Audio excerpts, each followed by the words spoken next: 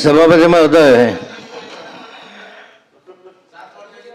ग्राहकांवर बोजा पडण्याच्या संदर्भामध्ये एक विषय मी आपल्याला सांगू इच्छितो की या कंपनीमध्ये वेगवेगळे जे कामं चालतात त्या कामाच्या माध्यमातून या ठिकाणी जे जे काही विशेष नफ्याचे प्रमाण असते, तोट्याचे प्रमाण असते, याचा सर्व परिणाम हा आपल्या रेटवर होत असतो आणि मग तो ग्राहकांवर बोजा पडत असतो.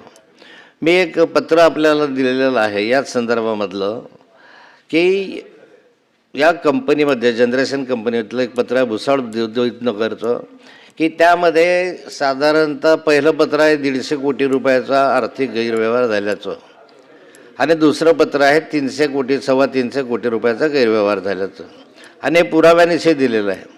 म्हणजे कामच न करताना बिलं काढणं, अर्धवट कामं करताना पूर्णपणे बिलं काढणं वगैरे अशा स्वरूपाचं हे पुराव्यानिशी मी आपल्यासमोर दिलेलं आहे.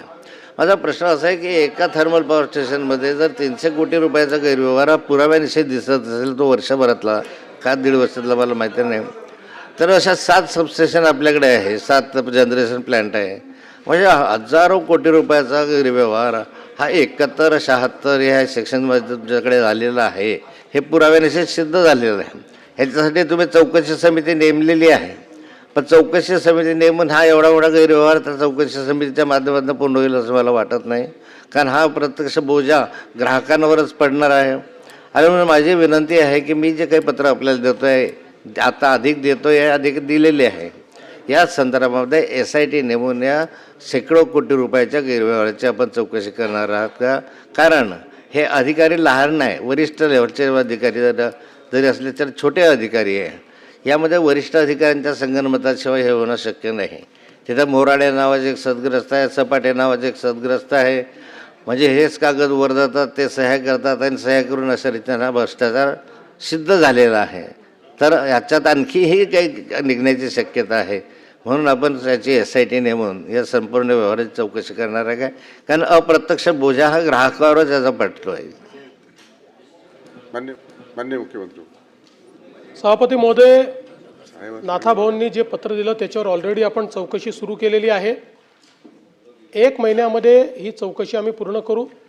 त्याच्यामध्ये तथ्य आढळलं तर आवश्यकता असेल तर SIT पण आपली करायची जबाबदारी आहे, कारण कुठेही भ्रष्टाचार होत असेल तर त्याच्यावर कारवाई केलीच पाहिजे.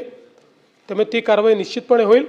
फक्त मला नाथाभाऊ या निमित्ताने हेही लक्षात आणून द्यायचं आहे की आपल्या जेन्कोने जर आपण गेल्या 3 वर्षात जेन्कोनी निर्मित केलेली वीज बघितली तर आतापर्यंतच्या जे काही आपल्या ट्रेंड्स आहेत त्याच्यामध्ये सर्वात स्वस्त वीज ही जेन्कोनी तयार केलेली आहे.